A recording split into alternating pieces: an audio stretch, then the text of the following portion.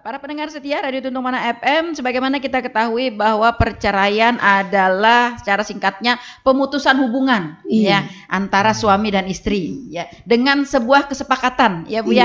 Iya, dengan sebuah kesepakatan melalui pengadilan ya. Nah, kita ingin tahu juga nih dulu bagaimana grafik ya perceraian di Kabupaten Tanah Laut ini selama beberapa tahun ya belakangan ini. Bagaimana Bu? Silakan Ibu Rabiatul.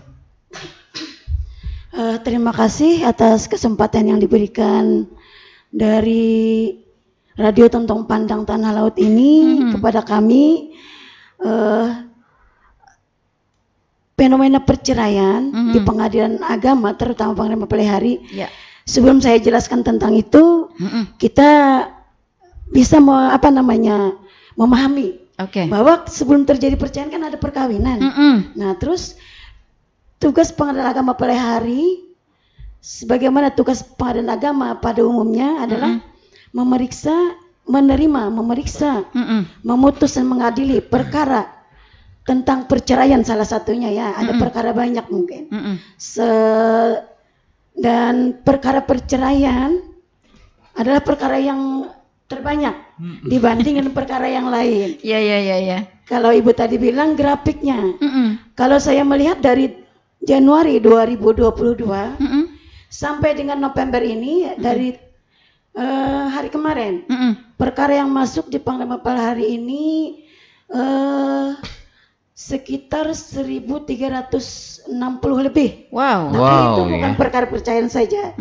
Kan ada sebagaimana yang di undang-undang bahwa pengadilan agama itu bertugas tentang perceraian, perkawinan yang termasuk adalah perceraian. Terus harta bersama masuk di sana. Kemudian pengasuhan anak, warisan, hak asuh anak, isbat nikah dan seterusnya. Sampai kepada ekonomi syariah itu kan yang tercantum pada pasal 49 huruf E ya itu ya. Undang-Undang Nomor 7 tahun 2000 tahun 1989 yang perubahan terakhir yang kedua itu nomor yang tahun 2009 kemarin. Jadi tentang perkara perceraian kan ada dua. Ketika perceraian itu diajukan itu kan ada perkara cerai talak dan cerai gugat. Nah, kalau kita melihat sampai dengan kemarin perkara perceraian ini ada sekitar 800, bukan perceraian gugatan ya, 810. Namun di situ ada juga termasuk waris, ada juga harta bersama, ada juga perkara isbat nikah yang kontensius sifatnya. Karena kalau isbat nikah kontensius itu kan sifatnya gugatan, jadi masuk ke dalam gugatan. Jadi di situ termasuk 810 tadi. Nah, itu tadi. Jadi grafiknya dari ibaratnya kan ibaratnya setiap tahunnya tuh ada lebih 500-600 lebih orang yang mau bercerai di pengadilan agama itu. Apa sebenarnya? Nah, itu kan yang jadi ininya. Kalau boleh tahu apa fluktuasinya nih Bu? Mungkin di 2020, 2021 itu perbandingannya nih seperti apa nih? Apakah menjulang tinggi begitu ya? Naiknya meroket atau mungkin ada penurunan atau bagaimana begitu? Kalau di tahun 2021 kemarin cuma sekitar 1.200 apa ya perkara yang masuk di pengadilan agama. Sekarang ini kan masih di bulan November. Ada kemungkinan di bulan Desember nanti paling tidak kan di pertengahan masih kita bisa terima. Itu mungkin berkisar 1.400 lebih, artinya kalau melihat fluktuasinya ada kenaikan. Cuma nggak signifikan banget sih. Masa orang bercerai kayak disuruh-suruh. Tapi tetap merupakan sebuah ibaratnya pemandangan yang fenomena itu. Dengan adanya kenaikan, dengan adanya kenaikan perlu kita simak nih apa yang menyebabkan kenaikannya ini gitu. Apakah mengikuti tren harga gitu ya, karena harga tren harga atau mungkin ada tren-tren yang lain begitu ya. Baik. Kalau kita melihat seperti itu menyedihkan memang ya, tapi apapun itu yang perlu mungkin kita bahas adalah bagaimana upaya-upaya kita.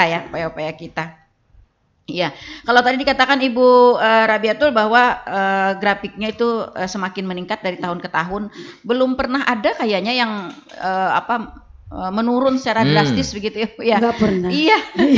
Kalau dulu-dulu malah kira-kira nggak lebih 1000 perkara dipelajari. Iya. Kalau sekarang sudah mencapai hampir ya kan. Kalau nanti kita di Desember mungkin 1400 ada ya. Nah itu kan karena rata-rata 1 bulan itu perkara masuk itu secara umumnya lebih dari 100. Oke.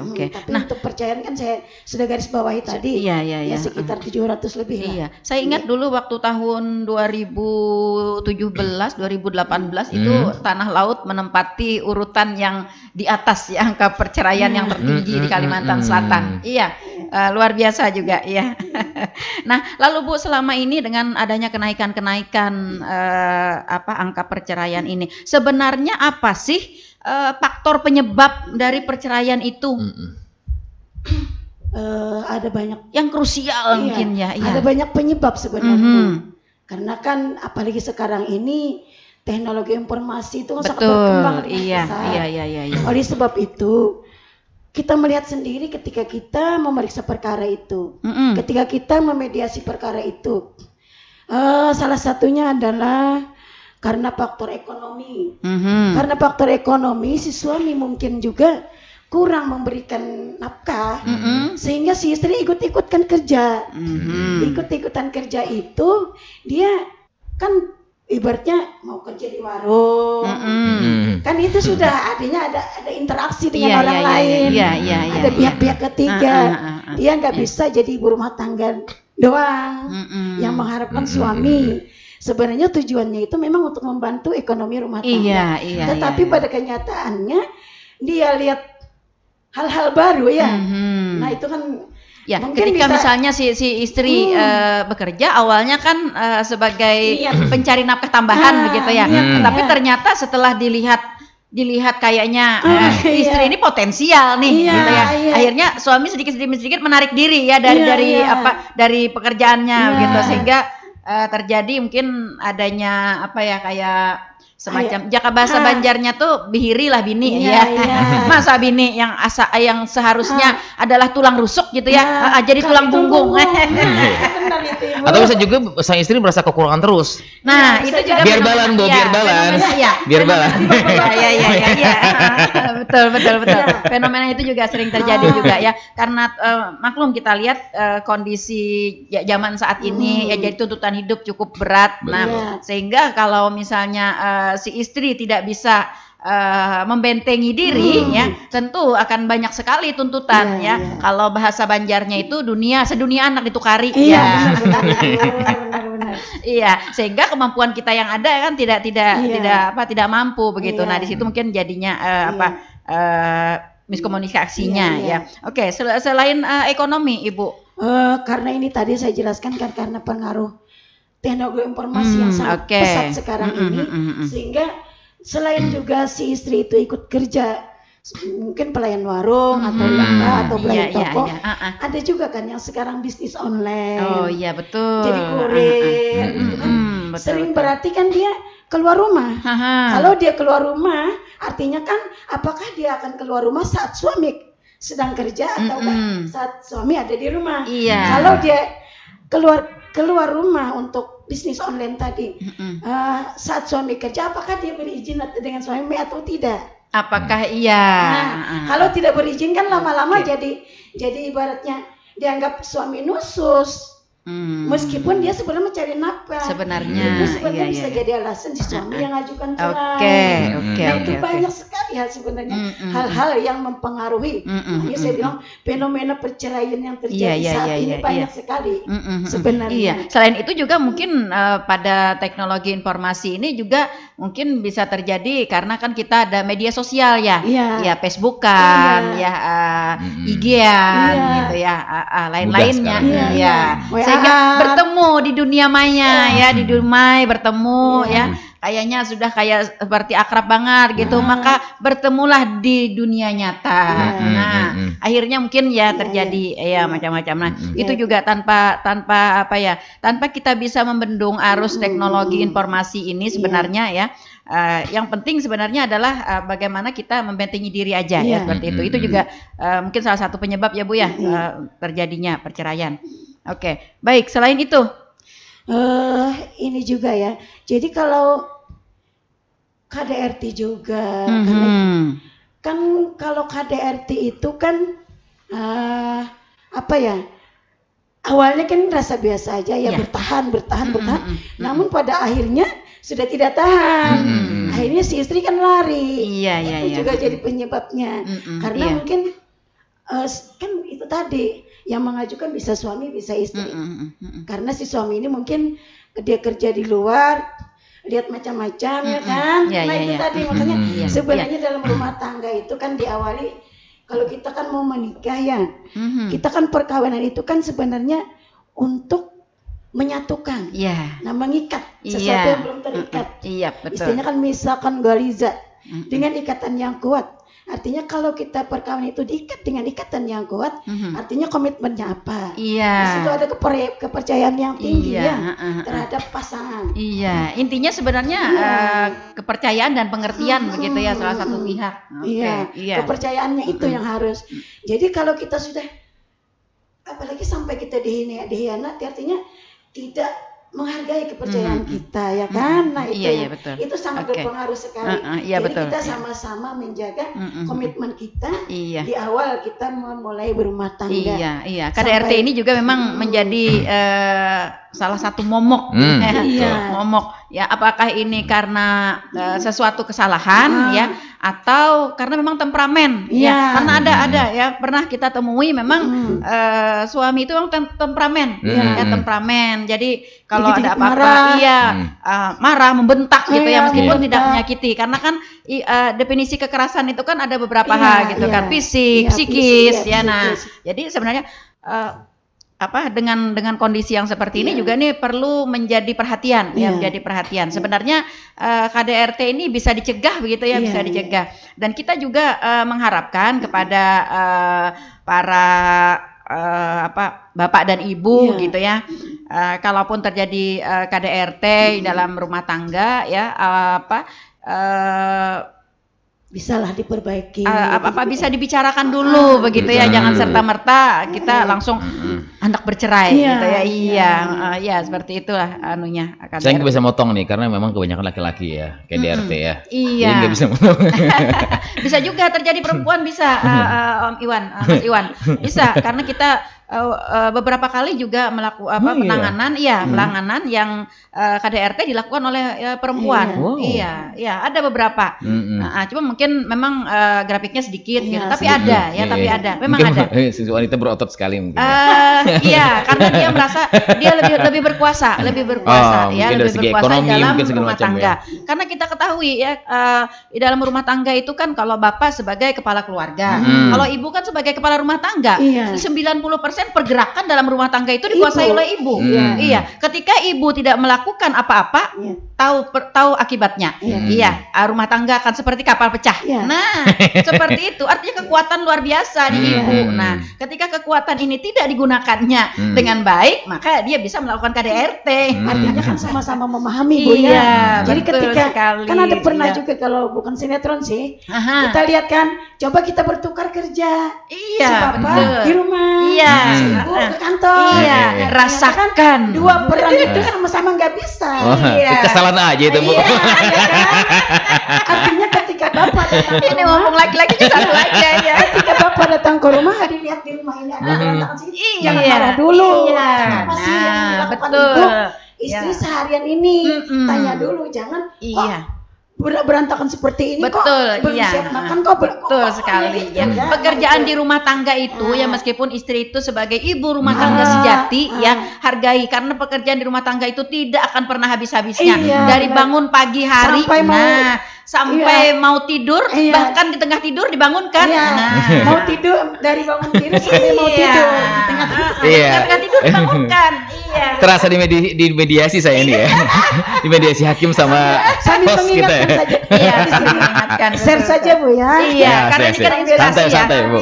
Karena kita inspirasi ya Bu ya. Jadi ini akan menjadi sebuah wacana ya, pemikiran oleh para pendengar kita gitu ya, agar ini bisa ditekan ya. Artinya penyebab perceraian dari faktor KDRT ini sebenarnya dapat diatasi dapat diatasi ya, seperti itu. Kalau faktor usia pernikahan Bu?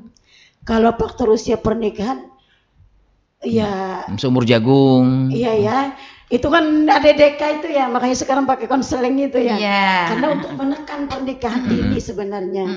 Karena kalau kita seperti air mengalir saja terus seperti itu kan.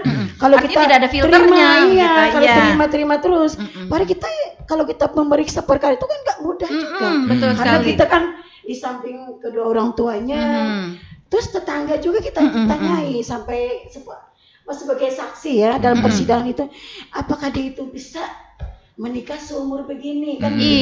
Layak apa enggak? Kalau lagi hendak bujur aja bulan. Kalau bahasa Banjarnya tuh napa kulanjaran. Aduh. Jadi kalau faktor usia itu ya, ada beberapa perkara yang saya sendiri tangani. Ketika deka kita yang periksa, ketika mau cerai kita lagi yang periksa. Rasanya di baru aja kemarin nih ya. Saya nikahkan gitu tiba-tiba setahun jagung. Karena umurnya waktu itu masih 15. Betul. Karena kalau kita melihat, karena si suami ini sudah lebih 20-an. Artinya kan bisa membimbing. Ternyata dalam perjalanan perkawinan itu tidak bisa. Karena mungkin sih ini masih anak-anak. Usia masih muda, dia masih ingin kayak bermain-main gitu ya. Tingkat keseriusannya tidak tinggi gitu ya. Bagaimana ia dapat malah badannya tambah gemuk. Si suami nggak suka lagi mau mencari. Kejadian yang saya lihat. Betul. Pernikahan usia dini ini juga menjadi salah satu momok juga ya di Kabupaten Tanah Laut khususnya juga. Karena ini juga pemicu angka perceraian yang cukup tinggi. Saya pernah juga menangani perkara dulu pasangan yang menikah di usia muda. Jadi ketika menikah karena dia masih anak-anak gitu ya. Jadi suaminya ini memang belum bekerja tapi warisan orang tua banyak gitu, ada perumahan kuitan, ada toko kuitan nyaman aja gitu. Jadi karena pemikirannya masih anak-anak, dia kalau hujan-hujan main bola berhujan. Untung kan dapat telanjang. Akhirnya kan si istri rasa gimana gitu. Nah, akhirnya sebenarnya penyebabnya, jadi pas datang konseling gitu kan, penyebabnya sebenarnya enteng banget gitu ya, hanya perilaku ya, hanya perilaku si suami yang kekanak-kanakan gitu kan. Artinya nggak dewasa lagi. Karena memang benar usianya masih muda banget. Memang harus orang yang berumah tangga memang sudah dianggap dewasa. Begitu juga dengan istri ketika dia masih muda. Nanti kan tentu ketika setelah berkawinan tentu akan memberikan keturunan gitu ya. Kan jadi ini anak beranak gitu ya. Anak beranak. Bagaimana bisa memelihara anak sedangkan kita juga adalah anak gitu. Masih anak-anak. Masih anak-anak. Nah, itu juga istilahnya dewasa dipaksakan. Yang menjadi fenomena. Betul sekali. Itu jadi fenomena juga perceraian kan. Ada juga sebenarnya faktor penyebab perceraian yang sebenarnya cukup memprihatinkan juga seperti misalnya tidak ada komunikasi ya Bu tidak ada komunikasi yang baik antara kedua belah pihak di dalam rumah tangga. Komunikasi ini penting juga sebenarnya di dalam rumah tangga, karena komunikasi ini salah satu untuk mencari solusi dari miskomunikasi. Miskomunikasi jadinya. Karena istilahnya hubungan keduanya itu nggak harmonis. Coba dibicarakan. Kadang-kadang melihat misalnya wajah istri kok cemberut gitu ya. Kan harus dihibur ya. Ini ada apa? Tarik ton aku nih. Akhirnya kan aku merasa kada salah, sarik jua jadi masalah. Jadi masalah akhirnya ya. Nah, komunikasi ini juga penting ya, sebagai salah satu juga faktor penyebab dari sebuah perceraian. Baik, sebenarnya lebih banyak juga yang lain-lainnya itu, ini mungkin yang lebih krusial ya Bu ya, yang lebih banyak gitu ya yang menjadi penyebabnya. Nah, lalu menurut evaluasi Bu dari Pengadilan Agama nih, dengan tingginya angka perceraian khususnya di Kabupaten Tanah Laut dalam kurun waktu beberapa tahun ini. Nah, lalu apa nih Bu upaya-upaya dari Pengadilan Agama ya, minimal kalau menzerokan mungkin tidak minimal mungkin menekan angka perceraian, atau mungkin bahkan yang sudah memajukan kasus mungkin setelah dilakukan upaya dari Pengadilan Agama kada jadi gitu. Damai. Iya Bu.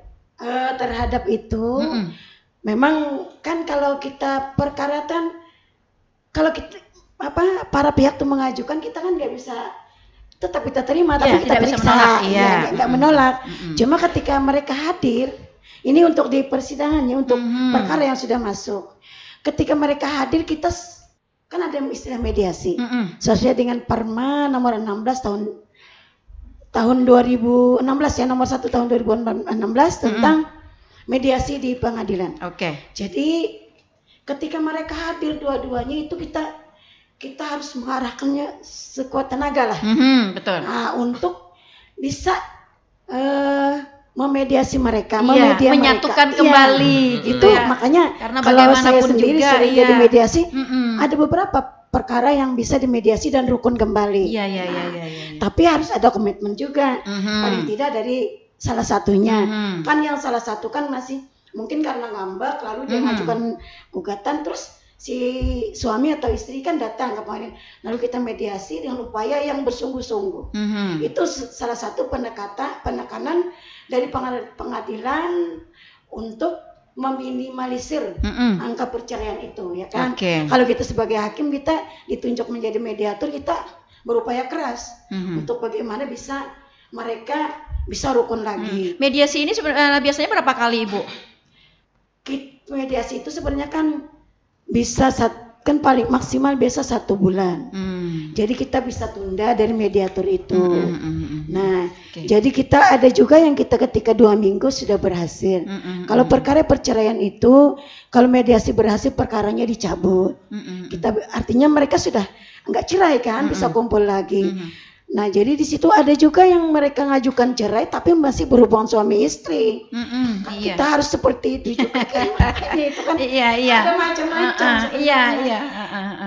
Kan sudah diajukan sebelumnya masih hubungan suami istri ya kan. Padahal kan ketika mereka masih hubungan suami istri, rumah tangga itu kita anggap masih rukun. Nah, ya kan. Artinya bersayang-sayangan. Ya kan, bisa bercinta, bersayang-sayang, artinya kan harmonis. Mengajukan perceraian, artinya kan sebenarnya kalau seperti itu ya sumir sekali alasannya itu. Sekali, betul. Apa mungkin karena perubahan budaya Bu? Ikut-ikutan ngetren. Iya, mungkin cari sensasi lewat situ. Kalau dulu tabu ya Bu ya. Kalau sekarang kayak tren gitu ya. Kayak tren. Kayak disengaja seperti itu. Iya, makanya tren mau cari sensasi atau apa. Kalau kita pihak pengadilan, tetap kita ibaratnya tetap meskipun pengadilan itu untuk perkara perceraian, orang mengajukan, akan tetapi untuk memediasi, untuk merukunkan kembali, kita tetap berusaha. Kalau seandainya kan tadi yang itu mereka hadir ya, kalau mereka tidak hadir, kita dalam sidang itu setiap kali persidangan kita selalu menasihati, selalu apakah sampean nggak nyesel kalau cerai. Kalau nanti apakah sampai nggak mikir kalau anak jadi korban dalam perceraian ini. Yang satu nanti ke tempat ibu ada bapak baru, yang satu ke tempat bapak ada ibu baru. Dan anak itu jangan berharap bisa anak yang baik, karena dia lihat orang tuanya saja nggak baik. Nah, bagaimana bisa memberikan contoh yang baik kepada anak? Bagaimana kita bisa memberikan contoh yang baik kepada anak? Kita saja tidak baik, ya kan? Nah, seperti itu juga kita sampaikan terus. Dan perceraian itu kan sebenarnya hal yang halal tapi dibenci Allah. Itu kan yang harus diingat ya. Harus kita ingatkan juga itu. Iya, harus kita ingat. Selain daripada mediasi secara secara mendalam gitu ya Bu yang dilakukan, Adakah juga upaya-upaya dari pengadilan agama sebagai tindakan preventif, mungkin sosialisasi, mungkin atau apa begitu, inovasi-inovasi yang dilakukan ya, agar yang ingin bercerai ini berpikir bukan hanya 2 kali, itu berpikirnya 5 atau 6 kali, bahkan berpikir 10 kali lah begitu. Tapi ada juga yang senang kawin, cerai, kawin. Ada beberapa kali ke pengadilan. Tapi dia ngikuti aturan. Seperti lagu itu, Mbak ya. Sarak cari lagi katanya. Tapi dia mau aja kan, ibaratnya mau aja nikahnya cerai resmi, nikah resmi, cerai resmi lagi.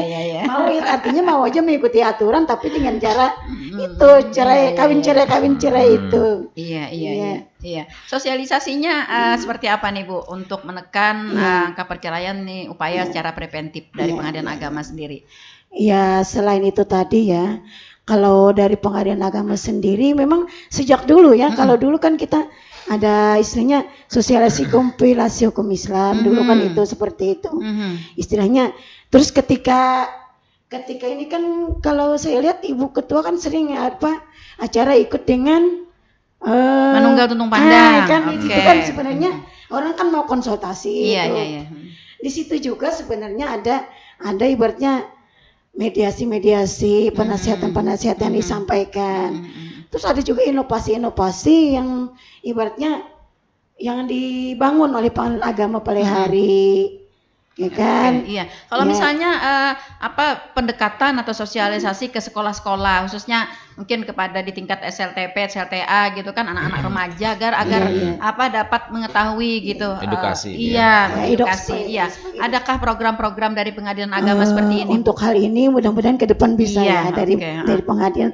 Karena kita kan ibaratnya bukan apa sih, padat jadwal juga. Iya, betul sekali. Artinya ini pengadilan agama perlu berterimaan lagi nih. Tenaga penuh. Itu kan dari unsur pimpinan ya. Iya, betul. Seperti itu. Ini karena kalau menurut analisa kita ini sangat sangat positif ya, sangat memberikan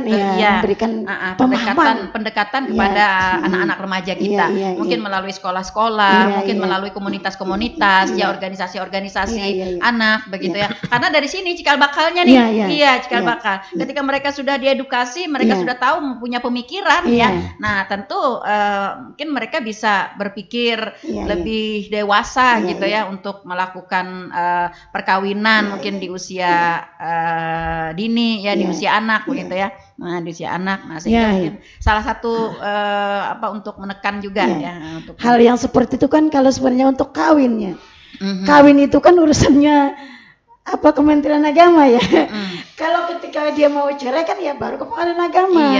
Jadi kan sebenarnya penyuluhan perkawinan itu kan sebenarnya di Kemenak itu juga sebenarnya sama-sama ya. Sebenarnya sih banyak sebenarnya pihak-pihak yang berkepentingan yang terkait dengan kepentingan. Salah satunya adalah pengadilan agama. Pengadilan agama dapat melakukan itu dengan dasar hasil evaluasi, hasil evaluasi perceraian. Artinya kan sama-sama turun. Betul. Sama-sama turun, baik itu dari Kementerian Agama, Pengadilan Agama, terus dan SKPD terkait lainnya ya, seperti itu terus, unsur masyarakat lah, tokoh-tokoh masyarakat yang bisa, karena masyarakat kan dia yang punya anak, artinya kan ada juga pemahaman ke sana, artinya sama-sama, karena masalah perceraian ini masalah kita semua kan, betul. Mereka yang bercerai tapi kan dampaknya, itu. Jadi sebenarnya bukan pengadilan agama saja, pengadilan agama ini kan grafik perceraiannya itu kok naik terus, ada apa ini? Nah itu artinya dia ada komunikasi. Betul. Nah jadi berdasarkan artinya evaluasi itu, gitu evaluasi ya kewenangan kita di situ, gitu kita. Ayo bersama-sama, ayo kita bersama-sama. Sama juga dengan ini kan. Radio Tuntung Pandang ini bisa live, bisa sesuai dengan kapasitas kita begitu ya. Mudah-mudahan lah di kedepannya nanti kita akan lebih menguatkan komitmen kita bersama ya, saling keterkaitan ya untuk menekan. Karena menyedihkan sekali ketika kita selalu melihat grafiknya ini terus naik begitu ya. Meskipun ibaratnya dianggap tidak signifikan ya naikannya, tapi tetap memprihatinkan tetap memprihatinkan. Artinya ini menjadi sebuah sebuah penilaian ya, betapa kita tidak bisa berbuat apa-apa terhadap ini begitu. Meskipun sebenarnya kita sudah banyak berbuat gitu ya. Ya memang karena pengaruh itu tadi kan banyak yang mempengaruhi perkawinan itu bisa kandas jadinya ya kan? Bisa kandas. Bukan hanya kapal yang kandas ya Bu ya. Nggak kapal saja yang kandas. Ternyata rumah tangga juga bisa kandas. Karena kan sekarang berlayarnya di mana gitu. Ya perempuan itu kan nggak mau juga kadang-kadang di rumah aja. Terus, sekarang zamannya glowing juga. Iya betul. Jadi kata saya dengar di itu ya. Saya dengar di ini kata Ridwan Kamil. Nanti mungkin glowing itu jadi BPJS katanya. Karena merupakan kebutuhan ya. Bukan sekedar untuk di sisi lain ya. Karena suami itu melarang istri glowing ya, melarang istri glowing, alasannya macam-macam. Tapi ketika suami melihat yang glowing di sebelah, ini yang tidak ada keadilan. Makanya nanti glowing itu bisa masuk BPJS katanya. Glowing buat suami bagus Bu ya. Tapi glowing buat orang lain tuh ya nggak bagus. Nah, itu dia. Glowing kan butuh dana. Butuh dana, butuh waktu, butuh dukungan. Iya betul. Baik, Ibu, beberapa kali kita melakukan talkshow di sini dengan Pengadilan Agama bahwa Pengadilan Agama ini selalu melakukan inovasi-inovasi pelayanan. Salah satunya adalah percepatan ya dari penanganan kasus. Nah, lalu bagaimana dengan kasus perceraian ini, Ibu? Apakah termasuk juga dilakukan percepatan atau bagaimana begitu? Ketika perkara masuk, terutama untuk perkara perceraian ya, penanganan perkara itu memang ada percepatan, cuma tidak bisa mempengaruhi istilahnya terhadap hakim dalam memeriksa perkara, tidak bisa dipengaruhi, tidak bisa diintervensi. Kalau memang cukup alasan, cukup bukti, di pengadilan seperti itu kan kita kan memeriksa perkara nggak asal periksa ya, perkara masuk, terus kita kalau hadir dua kita mediasi, ada jawab berjawab, ada pembuktian, bukti kan bisa tertulis, bisa saksi, ya kan, ada upaya merukunkan dalam persidangan, setiap itu artinya urutan-urutan persidangan tidak bisa dipengaruhi atau diintervensi oleh pihak manapun. Percepatan penyelesaian perkara itu tetap. Cuma ketika perkara itu masuk ke majelis hakim, itu adalah kuasa majelis hakim dalam memeriksa dan memutusnya. Jadi tidak bisa dipengaruhi. Ketika itu cukup bukti, cukup alasan, dan bisa dibuktikan oleh para pihak, perkara itu bisa diputus. Tidak ada alasan untuk menunda. Tidak ada alasan untuk menunda. Apalagi sekarang perkara itu sekarang kan yang pakai e-kota, misalnya perkara secara elektronik. Jawab berjawab bisa dengan secara elektronik, tidak perlu harus ke pengadilan, ya kan? Itu maksudnya percepatannya di situ. Bukan memeriksanya serta merta begitu ya.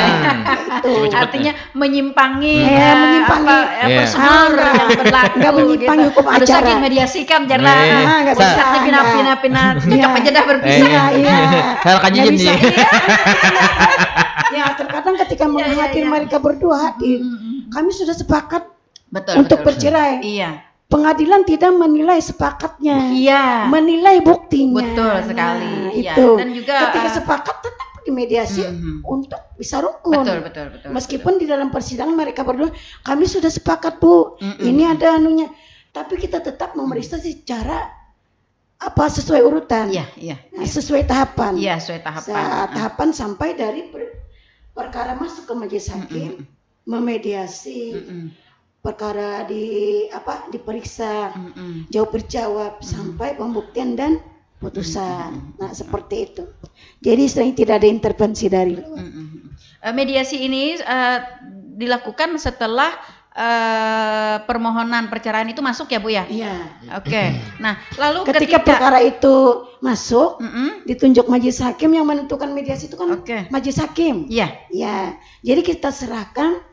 Kan mediasi itu ada mediator yang bersertifikat, ada mediator yang boleh bersertifikat, ada yang dari luar. Bukan berarti harus dari pengadilan saja. Betul. Bisa memilih sebenarnya. Bisa memilih sebenarnya ya. Cuman hanya saja disayangkan jumlah mediator kita yang bersertifikat ini sangat terbatas. Iya. Ya, sangat-sangat terbatas. Apalagi dari luar. Ya, apalagi dari luar. Karena kan kalau dari luar itu kan membutuhkan waktu juga mereka. Jadi mereka juga kadang-kadang menyerahkan ke majelis hakim atau memilih yang di dalam saja. Iya, betul. Oke. Ibu, ketika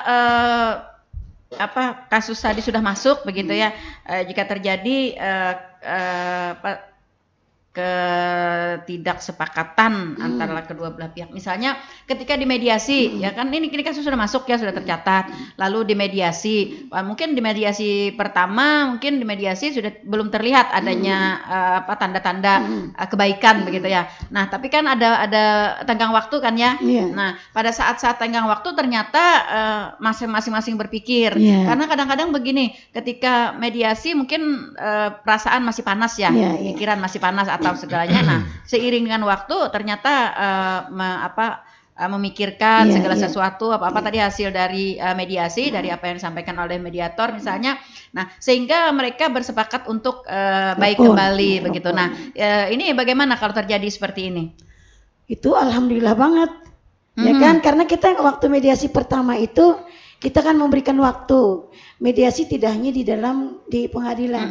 Nanti kita sarankan. Bisa mediasi oleh keluarga nanti ya. Kamu bawa keluarga, kamu bawa kuitan misalnya. Ketika kita memediasi pertama pun, sudahkah keluarga ikut andil dalam? Karena kan orang mau kawin itu kan, orang Banjar bilang tuh, kalau masuk lewat pintu depan, kalau memang harus kembali jangan pintu belakang. Iya, betul sekali. Jadi kalau memang datang tampak muka ya, pergi tampak punggung gitu. Jadi kita tetap baik begitu ya. Ketika pun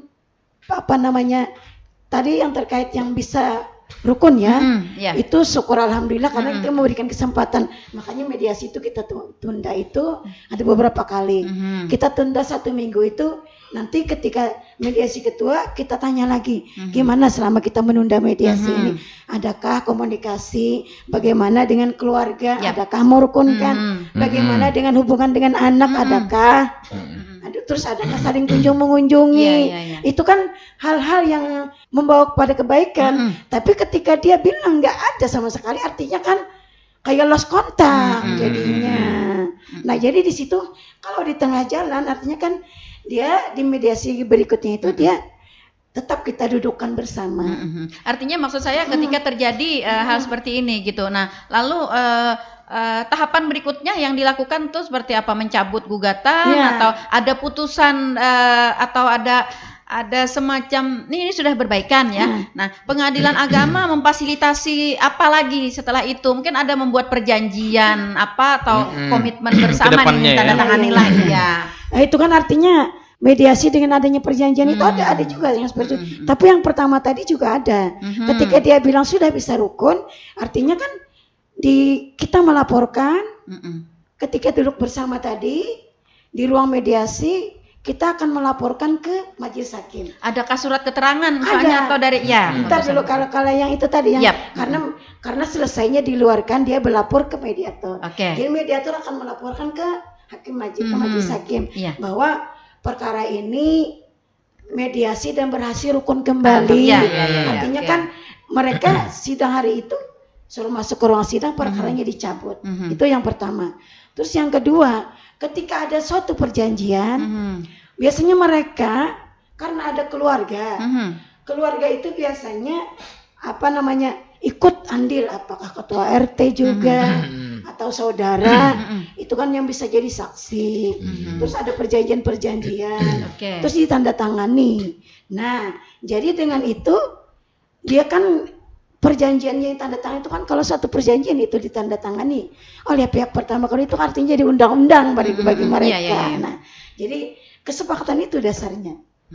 Tapi perkara dilaporkan ke hakim majelis, bahwa mediasi berhasil dengan perjanjian ini. Dan perkara pun nanti dicabut juga. Tapi dia memegang masing-masing ada perjanjian. Ada perjanjian, diketahui oleh mediator begitu ya dari pengadilan agama.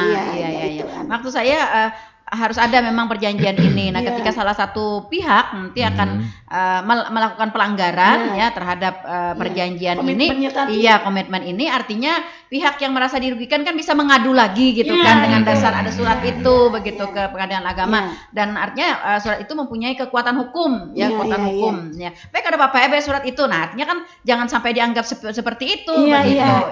Artinya kan kalau salah satu melanggar artinya kan dia melakukan pelanggaran dan pihak yang merasa dilanggar aturan perjanjian itu dia bisa mengajukan kembali.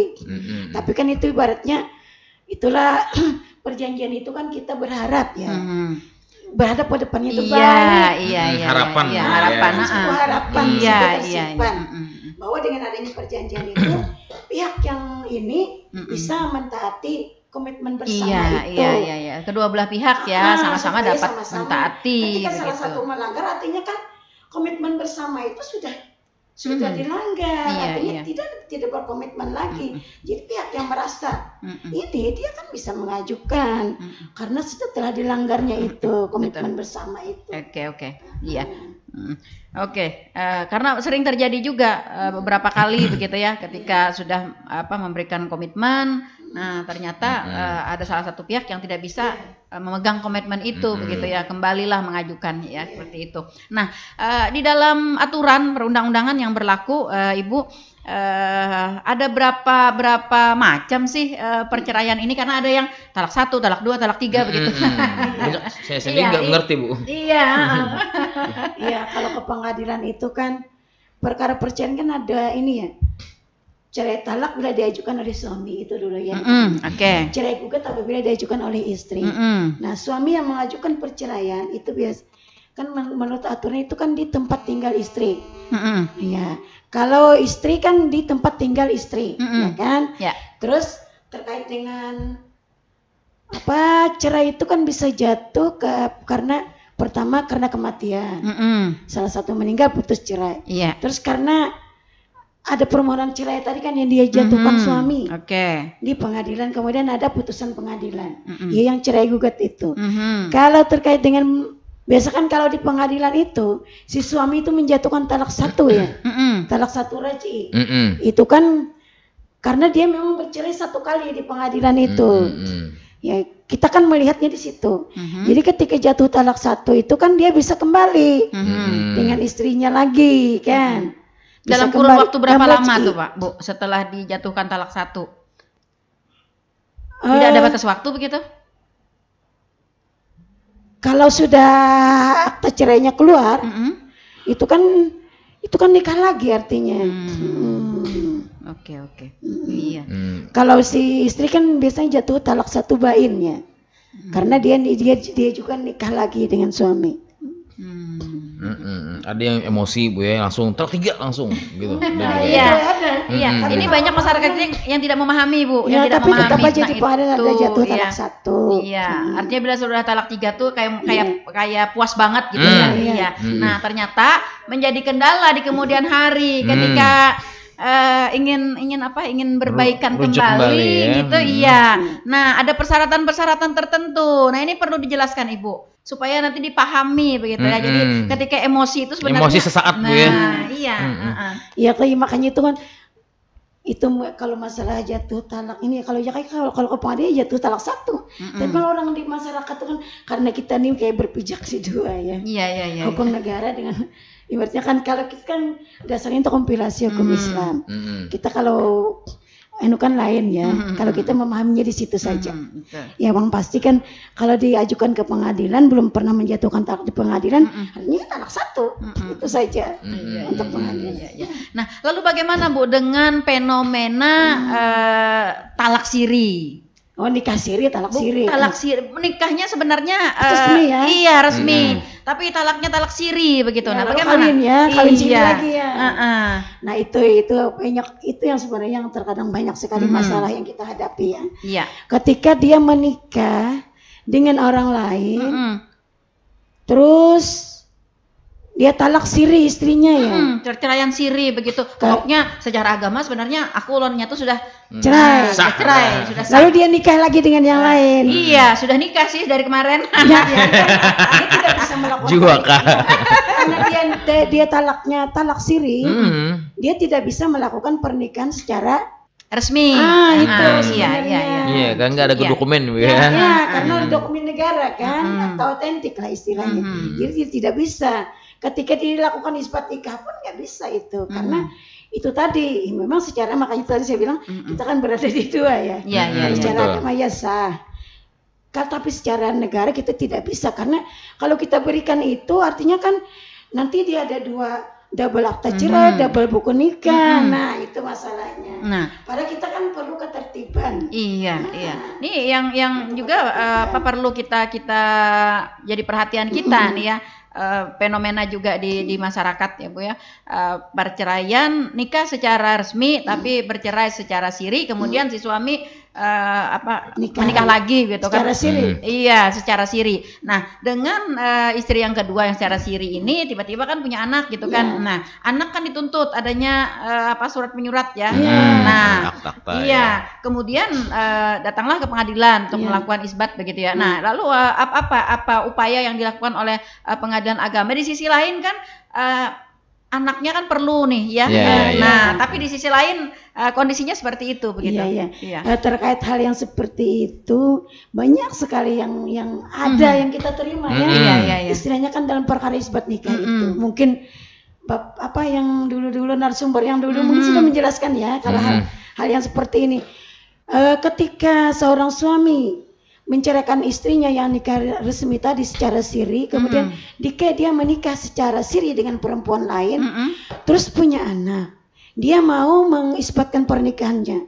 Artinya kan karena ketika ia menikah dengan perempuan ini, dia dengan istri terdahulu itu masih terikat sebenarnya di dalam hukum negara. Jadi kita tidak bisa mengisbatkan pernikahan yang kita masih terikat dengan pernikahan yang lain.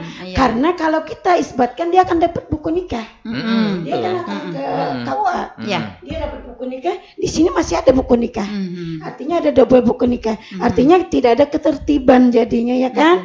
Nah, terkait itu kalau saya sendiri kita tolak. Nah, karena masih terikat tadi. Tapi bukan tolak itu bukan menyatakan bahwa pernikahan tidak sah, cuma tolak itu tadi, tolak isbatnya. Tolak isbatkan pernikahan di pengadilan. Dapat diisbatkan tapi dia harus melalui prosedur-prosedur lain yang ketentuan-ketentuan untuk melengkapi persyaratan. Dia harus menceraikan istrinya itu dulu. Baru dia bisa menikah dengan perempuan itu. Sudah menikah dengan resmi perempuan itu, baru dia mungkin nanti bisa asal-usul anak. Memang ada jalan tapi berliku. Jadi makanya kalau hal-hal seperti itu ya kita sarankan untuk ini bisa dipikir. Memang agak rumit seperti jadinya. benang kusut ya Bu. Kan seperti benang kusut tapi kita yang melurus. Karena begini kadang-kadang Bu, kejadian di masyarakat ini kan kita belum berpikir ke arah benang kusutnya.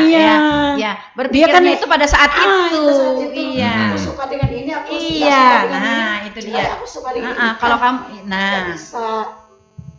Nah, seperti itu biasanya ya. Iya, suara pendengar. Halo, selamat pagi. Selamat pagi, assalamualaikum. Waalaikumsalam warahmatullahi wabarakatuh. Bu Armah apa kabar? Alhamdulillah selalu sehat semuanya. Alhamdulillah selalu sehat walafiat dan berbahagia. Oke, silakan Bu. Iya, bahagia ceria lagi. Saya hari ini Bunda 100 ceritanya. Iya. Oke, apa nih yang mau disampaikan nih Bu? Silakan Bu Arma. Ya, ada yang disampaikan tuh ada sedikit kayak laki-laki lawan yang bini itu mengatakan gugat cerainya melalui HP tapi berkali-kali, apakah itu masih bisa kumpul? Iya. Ada kita bilang sama itu ya kan, tapi kita kan nggak ngerti Bu Bunda. Betul. Itu biasanya tuh sudah suami gugat cerai berkali-kali, tapi walaupun melihat HP, kamu nggak tanya dulu ke kantor apakah boleh kumpul atau enggak, kan gitu. Betul. Tapi dibilang sama Jadi si istri bilang itu kalau kayak itu, anak cuma melewati HP aja, kayak itu aja. Iya, betul. Nah, apakah itu masih sah bisa kumpul gitu loh? Oke. Dalam banget nih Bu ya. Iya. Iya. Yang namanya dengar, jadi kita tanya dan kita tidak. Iya, betul Bu Arma. Ini juga sering terjadi juga di masyarakat kita seiring dengan zaman digital sekarang. Iya, sekarang kan 5.0 Bu ya. Jadi semuanya udah digital semua ya. Menalak juga pakai handphone ya. Tapi kan sang suami itu yang belum bisa bilang. Iya. Tapi datang aja lah suaminya tuh pulang. Datang aja ke rumah kalau Mbak menyarak. Iya, betul. Makasih banyak Bu. Oke, sama-sama Bu Ibu. Iya. Salam Amin. sehat terus. Oke, ya. Makasih. Assalamualaikum. Waalaikumsalam warahmatullahi wabarakatuh. Betul Bu. Ya, betul Bu. Ya, seiring dengan zaman sekarang ya, 5.0 sekarang ya katanya Mas Iwan, ini sering dipergunakan. Ya, salah satunya juga dipergunakan tidak terkecuali melalui talak ini. Nah, lalu menalak mencerai itu melalui HP. Ini hukumnya seperti apa begitu? Iya. Sebenarnya ya kalau kata talak itu hal yang sangat, makanya kata orang hati-hati. Mungkin kita gabung aja Bu ya. Oke, kita gabung aja nanti jawabannya Bu ya. Oke, suara pendengar kedua. Halo, selamat pagi. Assalamualaikum warahmatullahi wabarakatuh. Waalaikumsalam warahmatullahi wabarakatuh. Iya. Siapa? Mas Rian ya kayak suaranya? Iya, orang Pangdam Bu. Iya, orang Pangdam Bu ya. Pangdam dalam. Silakan Bang Rian. Oke, silakan Bang Rian. Ulun tadi mandang Ibu Arman tadi Bang masuk bejo Ibu Arman ini di pengadilan agama kada ada lagi kira-kira itu talak elektronik. Iya, makanya itu. Tapi Sidin sudah jeli benar tuh Iya, Sidin sudah canggih. Talak modern. Iya. Nanti sedikit anak ditakunakan nah Silakan. Bunda Nelena lawan Bu Rabiatul Dewi ya. Iya, Nama Bang Peri. Siap. Ulunnya termasuk mewakili anu juga Bang ya kalau pengarannya itu pengarannya itu duda kah? Termasuk mewakili nang Duren. Iya. Mewakili pendudaan ya Bian lah. Iya. Golongan duren. Menjandel dong doanya mewakili ya kalau. Iya. Oke. Jadi ini terjadi Bu memang sudah lama. Karena tadi ujar Bunda Nelly ada apa tuh? Cerai siri. apa tadi Bu? Cerai siri. Siri. Nah itu terjadi sudah 2012 kalau kata salah Luna sampai sekarang. Itu kata ada yang orang Banjar tuh betunjulan Bu ya. Ujian nang laki kan aja gugat aku ke pengadilan kan ditolak. Ujian yang ini kada usah. Nah akhirnya terjadilah yang si lelaki ini sudah beristri lagi, yang si perempuannya sudah bersuami lagi. Nah. Sudah sama-sama punya anak. Nah, yang ulun takunakan ini apakah masih beranu ini yang kayak mediasi apa segala itu kalau hanya ini majukan gugatan itu nah. Iya betul. Kayaknya kan ini sudah kayak apa ya? Iya. Apakah bisa masih terlayani gitu Bu ya? Iya. Bang Mesem yang Oke, iya. Jadi itu aja mungkin lah yang belum. Tapi tadi ulun manu yang masalah perceraian yang di awal tadi lah. Memang faktor ekonomi itu memang kayaknya lebih banyak. Peringkat nomor 1. Iya, betul sekali. Yang kedua memang yang banyak mempengaruhi itu lingkungan juga bisa Bu. Iya, lingkungan. Karena lingkungannya, ya kalau anak aja contohnya melihat orang tuanya gini mungkin itu kan tergantung lingkungan rumah tangganya kan Bu ya. Iya betul.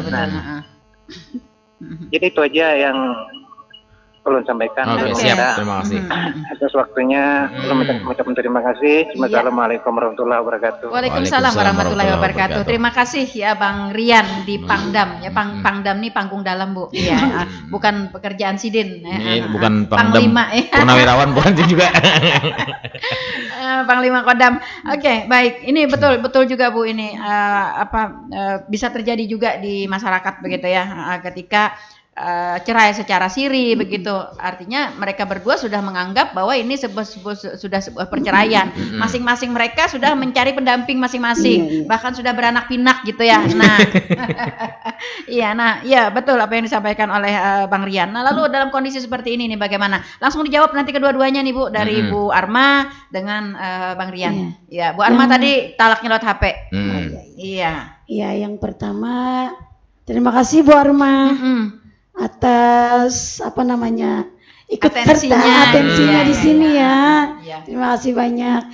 Terkait dengan menjatuhkan talak ya, melalui HP berkali-kali, tapi itu tadi saya bilang bahwa sebenarnya kata talak itu hal yang sangat jangan sampai ya, ibaratnya bukan jangan dipermain-mainkan begitu ya, jangan. Karena kan kalau sudah menjatuhkan talak itu kan artinya kita meyakini bahwa saya talak, kamu bukan istri saya, artinya seperti itu. Nah, mulai sekarang kamu bukan istri saya lagi. Nah, kan seperti itu, intinya kan ke situ. Iya, betul. Nah, artinya kan ketika makanya kita itu kan, tapi kalau sudah kita ke pengadilannya tetap talak satu. Berapa kali pun, kalau itu kan keyakinannya dia ya. Makanya jangan sembarangan menjatuhkan talak. Iya, artinya karena talak itu kan sebenarnya hal yang dibenci. Iya, betul. Yang tabu banget gitu ya. Iya, tabu banget. Iya. Jangan dijadikan kebiasaan kata-kata talak sedikit-sedikit itu. Nyebut itu, sedikit-sedikit nyebut itu begitu terus ya. Terus nanti dikumpuli istri, apa enggak sadar apakah itu halal apa tidak ya kan?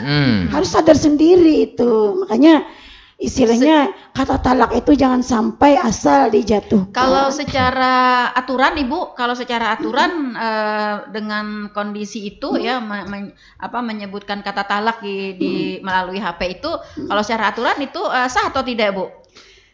Kalau secara agama Pak ya sudah. Tapi kalau kita ke pengadilan kan kita talak satu. Tapi kan bisa juga kan kata talak dengan kata pisah kan beda. Kalau pisah kan bisa kumpul ya. Nah kalau talak kan kayak melepas. Nah kayak melepas kan. Kalau kita pisah bisa aja kembali. Karena kan pisah artinya pisah bukan berarti cerai gitu ya. Hanya berpisah karena tempat. Pisah dulu kita ajar. Iya. Nah, atau aku serahkan nikah ke orang tua, bukan menjatuhkan talak, artinya aku serahkan aja kan, berarti istilahnya kalau kita memahami dari kata-kata itu sendiri kan, kita harus memahami juga kata-kata itu. Iya, persyaratan sebuah perceraian yang sah menurut agama itu sebenarnya krusial apa sih Bu? Selain daripada ucapan begitu. Kalau laki-laki ya yang menjatuhkan talaknya itu. Dia mengucapkan. Nah misalnya kita mengucapkan kita hanya berdua begitu, apakah itu juga sudah sah atau bagaimana? Tidak ada saksi, tidak ada siapa-siapa yang mendengar. Makanya tadi keyakinannya itu. Yakin sih istri sudah dijatuhinya talak, dia kan gak mau lagi. Kalau secara agama misalnya ya. Kan banyak juga yang istri-istri itu bilang saya sudah dijatuhinya talak dan saya yakin itu sudah talak 3 dia nggak mau lagi berhubungan, nggak mau menolak dia karena dia yakin karena sudah dijatuhi, artinya kan nggak bisa itu. Jadi artinya apakah itu bertatapan muka atau melalui HP, ketika itu disebutkan artinya secara hukum agama itu dinyatakan sah begitu Bu? Saya nggak bisa bilang sah yang sebetulnya. Kalau ke pengadilan ya seperti itu, bawa ke pengadilan dulu. Kalau hal yang itu kan tanya aja yang ke ulama lah, kami kan kalau kita berikan statement di sini kan kalau nanti pas. Artinya kita harus melihat dulu dari syarat-syarat sebuah perceraian yang sah. Syarat-syarat sebuah perceraian yang sah begitu. Artinya ada ucapan, kemudian apakah juga ada sebabnya. Kenapa menjatuhkan talak? Kan menjatuhkan cerai itu kan nggak boleh emosi juga. Ya kan emosi kan nggak boleh, harus sadar.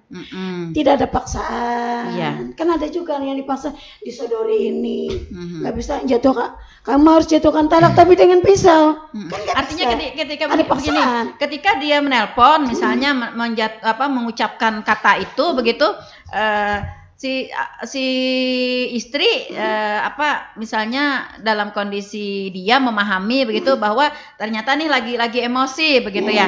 Nah, kalau si istri dalam kondisi diam, apakah juga ini termasuk artinya tidak menerima sesuatu yang sah kayak gitu. Lain halnya misalnya menyahut gitu. Iya, apa misalnya? Kan sama-sama emosi berarti. Iya, nah sama-sama emosi. Nah dalam itu kondisi tadi aja. Iya. Itu kita keyakinan. Jadi dilihat dulu Bu ya. Jadi kalau dulu melalui HP begitu. Tapi nggak jarang juga kita sih. lihat juga. Kan ditanya juga ke ulama yang lebih tahu lah ilmunya ibaratnya. Iya. Kalau begini kan Bu, orang kan sudah menyatukan talak ya melalui lisan Bu ya. Mungkin dari agama ya mungkin kita sebut mau sah ya. Ada saksinya dan juga. Kemudian dia ke pengadilan agama dan itu ternyata talak satu ya Bu ya, talak satu. Dan pengadilan agama berhasil Bu memediasi, mendamaikan, berhasil. Apakah mereka dikeulang? Kalau masih talak satu belum tidak cerai kan? Iya, belum cerai dia. Karena kan sudah dia secara lisan Bu mengatakan. Iya, tapi nyetak satu kan. Di pengadilan kan belum cerai dia. Iya. Jadi dia bisa rujuk lagi dengan ikrar ya. Dengan ikrar Bu ya. ya. Dengan ikrar. Saya paham kalau itu. Iya. Terus terkait dengan yang Bapak tadi itu. Rian, silakan. Iya, Om Rian tadi. Ya, terkait dengan Bang Rian. Oke. Ini ternyata cerai siri. Sudah lama pisah terus sudah bukan cerai karena itu tadi sesuai dengan Perma nomor 1 tahun 2016. Ketika perkara gugatan diajukan ke pengadilan pada sidang hadir dua-duanya itu dimediasi dulu. Tapi kalau yang seperti itu sih nggak jarang juga. Ya ini rumit banget ini Bu, rumit banget ya. Ketika dimediasi oleh pengadilan agama ya. Artinya kan sudah si suami tidak bisa lagi menceraikan pada saat itu karena dia jelas sudah punya. Jadi mereka kan cerainya itu untuk istilahnya untuk memperbaiki pernikahan yang baru. Jadi sama-sama bercerai, ada dapat akta cerai, dia mau menyelesaikan yang baru, nikah ulang. Istilahnya asal-usul anak ulang. Supaya anak itu bisa dapat akta kelahiran, ya pengakuan, ya bahwa ini adalah anak si A dan si B gitu ya. Kita tetap aja memediasi, cuman nggak ada juga sih yang. Iya, ini akan jadi rumit sekali. Nah, makanya kita juga menghimbau ya melalui siaran pada pagi hari ini kepada para pendengar kita agar jangan sampai terjadi ya hal-hal seperti ini. Nah, ini untuk bahan pemikiran juga Bu, bahan pemikiran bagi para pendengar kita ya. Akibat perceraian ini apa sih begitu Bu? Nah, yang ini keluarkan yang lebih menakutkan ya Bu. Iya. Memang ya perceraian itu kan dua orang suami istri ya. Tapi ada pihak ketiga. Nah, yang menjadi menanggung beban juga. Anak ya kan yang saya bilang dari awal tadi, anak bisa terlantar, dia mau ikut ibunya, ada bapak baru, dia mau ikut bapaknya, ada ibu baru, dia ikut neneknya sudah tua. Nah, itu kan salah satunya ya dampaknya. Terus kan si istri kalau sudah dicerai suami atau apakah sudah siap dia akan mandiri ya, menyandang status pertama menyandang status, yang kedua apakah dia bisa mandiri. Tinggal kedua suami. Belah pihak sebenarnya Bu, sebenarnya kedua belah pihak ya. Kalau misalnya ini menyandang status yang perempuannya kan janda gitu ya, yang laki-lakinya katanya Bang Rian tadi duda gitu ya. Nah, kalau mau duren misalnya ya. Kalau mau cari yang baru kan agak susah ya. Panjang mikirnya. Harus betul. Harus menjajakan dari awal gitu. Takut gagal lagi itu sebetulnya akibat. Dan label kita di masyarakat ya yang juga. Belum lagi seperti gunjingan-gunjingan. Iya, itu label di masyarakat gunjingan juga itu karena ini. Nah, jadi ibaratnya kan semaksimal mungkin hindari perceraian itu. Intinya kan seperti itu. Semaksimal mungkin janganlah ibaratnya kita tuh mencari kesenangan lain, ya kan? Karena kan ini cerai karena ini dengan ini selingkuh apa segala macam kan dilabelin masyarakat makanya itu labelan dari masyarakat ini kan artinya kan berupaya mungkin rumah tangga itu jangan sampailah pecah karena akibat dari itu sangat-sangat ini sekali membawa dampak yang sangat negatif bukan hanya bagi kedua belah pihak tapi tadi bagi anak kemudian harta perolehannya Bu yang selama ini biar dicari banting tulang bambu gawi sampai habis liur siaran. Tapi ada juga Bu orang yang mempertahankan perkawinannya mungkin tapi tidak cinta lagi karena mempertahankan anak demi anak. Ada juga itu sebenarnya lebih baik ya Bu ya lebih baik sebenarnya menurut kacamata hakim teman kacamata ibu bagaimana? Seorang ibu. Kita kan namanya kita ibunya cinta. Apakah itu artinya cinta? Iya, betul sekali. Iya. Yang pasti kan masalah cinta, sayang artinya yang pasti relatif ya. Relatif. Yang pasti kan bisa sama-sama masih menghargai. Betul. Ya. Bisa aja ketika saat ini udah karena cinta lagi Jar. Jadi tapi bisa karena anak aja. Nah, bisa seiring dengan waktu ya Bu ya. Kan bisa berguling. Iya. Cinta tambah glowing ya. Istriku seperti ini. Iya. Di lain nggak ada juga ya. Iya, betul sekali. Iya. Jadi para pendengar ya. Lain nggak ada payu lagi. Jadi banyak sekali dampak-dampak negatif yang ditimbulkan akibat perceraian. Nah, ini menjadi inspirasi bagi kita ya untuk dapat memperhatikan, untuk dapat memikirkan ya. Kalau perlu nih, kalau peribahasa orang Bahari itu berpikirlah 1000 kali begitu ya. Nah, berpikirlah 1000 kali untuk memasuki ke area perceraian itu ya.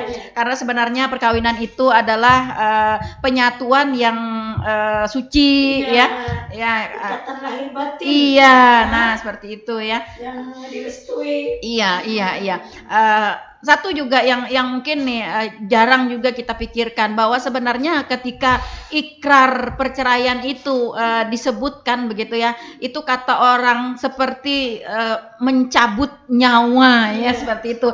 Begitu menyakitkan ya, begitu menyakitkan sebenarnya. Nah, itu juga perlu menjadi bahan pemikiran ya bagi kita semua. Nah, kita berharap dengan adanya talk show kita pada hari ini ya dapat menjadi bahan di masyarakat kita begitu ya, bahan pertimbangan, bahan pembelajaran ya untuk kedepannya agar kita dapat mengatasi permasalahan-permasalahan perceraian ini, khususnya pada hal-hal yang mungkin tidak terlalu krusial ya. Nah, jadi simpan dulu. Iya, didamaikan dulu ya. Masing-masing itu harus membuka hati, membuka diri untuk menerima dan memberikan kelebihan dan kekurangan masing-masing ya, sehingga dapat diatasi permasalahan-permasalahan yang tidak terlalu krusial seperti itu ya, sehingga kita berharap ke depannya nanti angka-angka perceraian di Kabupaten Tanah Laut khususnya dapat ditekan ya, dapat diturunkan ya, meskipun mungkin sedikit demi sedikit ya, tapi ketika berita penurunan itu ada begitu ya, itu akan membahagiakan ya bagi kita bersama. Iya, mudah-mudahan ya, kita berharap demikian, dan kita juga berharap mudah-mudahan nanti dari pengadilan agama, dari SKPD lain dan dari lembaga-lembaga lain juga yang terkait dengan masalah perceraian ini selalu berupaya untuk melakukan tindakan-tindakan preventif, persuasif begitu ya, agar juga bersama-sama kita dapat menekan angka perceraian ini di Kabupaten Tanah Laut khususnya. Baik, para pendengar setia, kami ucapkan terima kasih Ibu ya Bu atas kebersamaannya di pagi hari ini. Dan terima kasih juga kepada para pendengar yang sudah berkontribusi dan para pendengar yang sudah setia bersama kami di 102,3 MHz. Ada closingnya Ibu, silahkan kalau ada yang harus ditekankan nih bagi masyarakat. Terima kasih. Terkait dengan fenomena perceraian yang sudah kita gambarkan tadi, ada banyak sekali ya hal-hal yang mempengaruhi. Oleh sebab itu, bagi kita, bagi masyarakat, ibaratnya kalau sudah berumah tangga ya, kalau ada masalah yang boleh dikonsultasikanlah ke orang tua atau saudara. Jangan sampai kalau nggak bisa selesaikan sendiri kan berdua biasa kan emosi terus tuh. Betul. Jadi ada baiknya ibaratnya siapa yang dianggap menjadi konsultannya untuk mengkomunikasikan bagaimana jalan keluarnya. Jangan langsung ke pengadilan untuk cerai. Ketika di pengadilan ditanya sudahlah keluarga merukunkan, mengupayakan, tidak ada. Kan kita berharap di situ. Untuk hal ini kan bisa juga untuk menekan angka perceraian. Jadi keterlibatan keluarga atau orang tua itu perlu juga. Ketika rumah tangga kita bermasalah, siapa tahu bisa ini dinasihati seperti ini didamaikan seperti ini, bisa rukun lagi, ya kan? Karena biasanya orang penengah ya itu akan lebih mudah ya memikirkannya kan, biasanya berpikirnya secara jernih ya. Iya, secara logika begitu ya, tidak ditunggangi oleh emosional. Iya, kan kalau kita berdua biasa emosi. Jadi oleh sebab itu berpikirlah habis-habis orang, makanya 1000 kali berpikir. Iya, betul. Nah, mungkin itu saja yang saya mungkin bisa sampaikan dalam talk show ya, talk show hari ini. Iya. Saya merasa diri saya ini dengan segala kekurangannya, nggak ada apa-apanya dengan Ibu ya. Mohon maaf sekali lagi jika ada kekurangannya, mohon maaf Pak ya. Siap. Terima kasih banyak atas kesempatan ini. Billahi taufiq hidayah. Assalamualaikum warahmatullahi wabarakatuh. Waalaikumsalam warahmatullahi wabarakatuh. Para pendengar setia Radio Tuntun Panah FM dimanapun Anda berada, pada garis besarnya adalah jagalah rumah tangga kita ya dengan sebaik-baiknya. Marilah kita menerima dan membina ya kelebihan dan kekurangan dari masing-masing ya, karena rumah tangga itu adalah sebuah sebuah sarana ya untuk kita sebagai sebuah ibadah ya.